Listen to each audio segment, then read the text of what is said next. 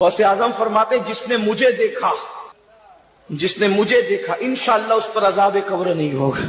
یہ عجیب سی بات ہے کہ محض دیکھنا کسی کو، یہ تو اللہ کے رسول صلی اللہ علیہ وسلم کے لیے بھی اگر کوئی بغیر ایمان کی حالت میں اللہ کے رسول صلی اللہ علیہ وسلم کو دیکھ لے تو اس کے لیے بھی کوئی فضیلت نہیں ہے۔ محض کسی کو دیکھنا شریعت میں کوئی فضیلت کا باعث نہیں ہے۔ اللہ کے رسول صلی اللہ علیہ وسلم کو دیکھنا فضیلت کا باعث ہے، لیکن کب؟ جب ایمان کی حالت میں اللہ کے رسول صلی اللہ علیہ وسلم کو دیکھا ہو اور ایمان کی حالت میں موت بھی ہو۔ باقی تو کسی بھی بڑے سے بڑی شخصیت کے بارے میں نہ قرآن میں نہ حدیث میں یہ دعویٰ کیا گیا ہے کہ محض کسی کو دیکھ لینے سے اللہ تعالیٰ عذاب قبر سے بچا لے گا۔ بھائی اللہ تعالیٰ عذاب قبر سے کیسے بچاتا ہے بندوں کو، اس کی تفصیلات قرآن میں حدیث میں موجود ہے۔ حتیٰ کہ علماء نے کہا ہے کہ قرآن کے الفاظ بھی محض دیکھنا کوئی فضیلت کی بات نہیں ہے، کسی کا چہرہ دیکھنا تو اپنی جگہ پر۔ تو یہ میں نے اس سے پہلے ایک بات کہی تھی نا، اور بار بار ہم اس ٹیم میں یہ بات کہہ رہے ہیں کہ یہ حضرات اس طرح کے قصے کہانیوں سے اصل میں ان لوگوں کا مرتبہ بڑھا کر کے ان کو اللہ سے، رسول اللہ سے بڑا ثابت کرنے کی کوشش کرتے ہیں۔ یہ بات تو رسول اللہ نے بھی اپنے بارے میں نہیں کہی کہ جو رسول اللہ کو دیکھے وہ عذاب قبر سے محفوظ رہے گا۔ تو یہ کیا کر رہے ہیں؟ یہ ائمہ کا، اولیاء کا، دین کے بزرگوں کا مرتبہ اللہ سے، رسول اللہ سے بڑھانا چاہتے ہیں، اور بڑھا کر کے اصل میں لوگوں کا دل اللہ اس کے رسول سے ہٹا کر کے ان ولیوں پیروں کی طرف لگانا چاہتے ہیں۔ یہ چاہتے ہیں کہ اللہ تعالیٰ سے دعائیں مانگنے کے باوجود، اللہ تعالیٰ سے دعا مانگنے کے بجائے ان ولیوں سے، پیروں سے دعائیں مانگی جائیں۔ تو محض اچھا، یہ بار بار یہ بات بھی کیونکہ ایک ہی طرح کی چیزیں بار بار مسلسل آ رہی ہیں، تو ایک ہی طرح کا تبصرہ بھی بار بار آ رہا ہے کہ آخر ان کی عوام جا کر کے ان سے سوال کیوں نہیں کرتی کہ بھائی ایک بات آپ شاہ عبد القادر جیلانی رحمہ اللہ کی طرف منسوب کر رہے ہیں، تو یہ بات انہوں نے کہاں کہی ہے؟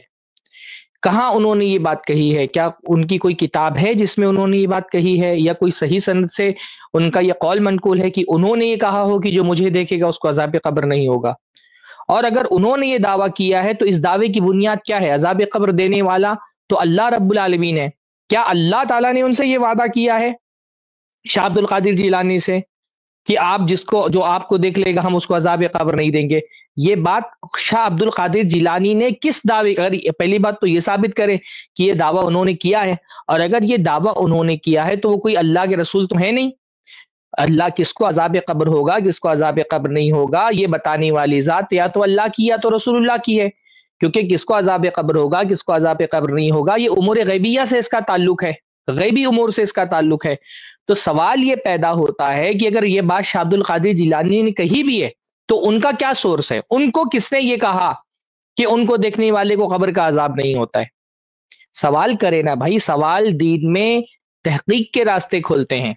ہم یہ جو بریلوی پبلک ہے، بریلوی عوام ہے، ان سے یہ ہم کہنا چاہیں گے کہ بھائی آنکھ بند کر کے ایسے لوگوں کی بات ماننا، اس کا مطلب ہوتا ہے اپنے دین کو کھلا چھوڑ دینا تاکہ لوگ اس کو چرا لے جائیں۔ یہ دین کے لٹیرے ہیں، یہ چور اچکے ہیں، یہ آپ کا عقیدہ خراب کرتے ہیں، اور اگر آپ کو اپنے عقیدے کو محفوظ رکھنا ہے تو اس عقیدے پر سوال کا تالا لگائیے، تحقیق کا تالا لگائیے۔ جتنا آپ سوال کریں گے اتنا آپ کے خطیبوں میں، آپ کے مقررین میں تحقیق کا مزاج بنے گا، کیونکہ آپ نے سوال کرنا بند کر دیا ہے تو آپ کے خطیبوں اور مقرروں نے تحقیق کرنا بند کر دی ہے۔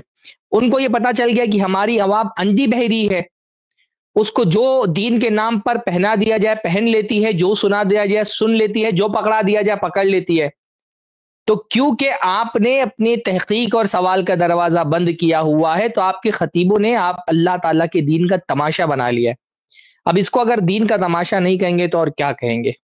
آپ خود یہ سوچیں کہ شاہ عبد القادر جیلانی جیسے لوگ اگر اللہ تعالیٰ کے عذاب سے لوگوں کو بچانا چاہیں گے تو کیا کہیں گے کہ بھائی تم نماز پڑھو اللہ تعالیٰ اس سے عذاب قبر سے بچائے گا، تم قرآن پڑھو اللہ تعالیٰ تم کو عذاب قبر سے بچائے گا، تم اللہ تعالیٰ سے دعائیں کرو اللہ تعالیٰ تم کو عذاب قبر سے بچائے گا، تم گناہوں سے اپنی حفاظت کرو اللہ تعالیٰ تم کو عذاب قبر سے بچائے گا۔ عذاب قبر سے بچنا ہے یا تو نیکی کرنے کا حکم دیا جائے گا یا گناہوں سے بچنے کا حکم دیا جائے گا۔ یہ کون سی بات ہے کہ میرا چہرہ دیکھ لیا تو تم کو عذاب قبر نہیں ہوگا؟ یہ ساری باتیں کہہ کر کے تو اصل میں عوام کو بدعملی اور بے عملی کی طرف ڈھکیلا جاتا ہے. اس لیے بریلوی عوام سب سے زیادہ بے عمل اور بد عمل یہ بریلوی عوام ہے، کیونکہ بار بار ان کے ذہن میں یہ بات ڈال دی گئی ہے کہ بس یہ پیروں ولیوں کے پیچھے لگے رہو، عرس مناتے رہو، قبروں پہ جا کے سر جھکاتے رہو، سال بسال ان کے میلوں میں شریک ہوتے رہو، یہ تمہاری نجات کے لیے کافی ہے. نہ تم کو قبر میں عذاب ہوگا، نہ تم کو حشر میں عذاب ہوگا، سیدھا جنت میں چلے جاؤ گے. تو جب چہرہ دیکھنے سے عذاب قبر سے بندہ بچ جائے گا تو کیوں عمل کی طرف جائے گا؟ وہ کیوں وہ نیکیاں کرے گا؟ کیوں گناہوں سے بچے گا؟ اللہ تعالیٰ ہمارے بھائیوں کو صحیح سمجھ عطا فرمائے. اصل میں عوام کی یہ نفسیات ہے نا کہ وہ جنت کے لیے کچھ شارٹ کٹ چاہتے ہیں.